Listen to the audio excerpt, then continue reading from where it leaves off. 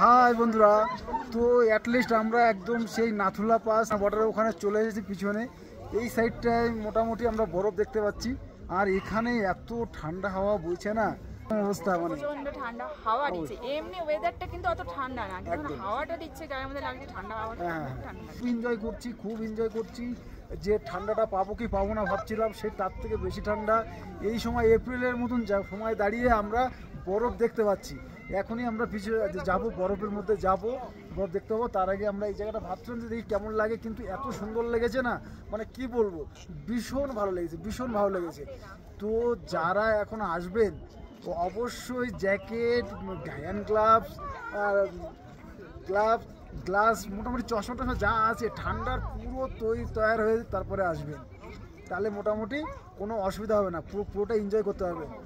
দেখছেন গাল দিয়ে ধোয়া বেরোচ্ছে। তো সেই ভালোবাসা, তার সঙ্গে যে এসে এই যে বরফ টরফগুলো দেখতে পাওয়া, তা প্রথমে যেটা আমাদের ধারণা ছিল দেখতে পাবো কি দেখতে পাবো না, এটা একটা ব্যাপার ছিল। তারপরে যে দেখতে পেলাম, এর থেকে মানে কি বলবো, ভালো আর কিছু হতে পারে না। তো সব মিলে মোটামুটি খুব সুন্দর, খুব ভালো লাগলো। ধন্যবাদ, টাটা, বাই বাই।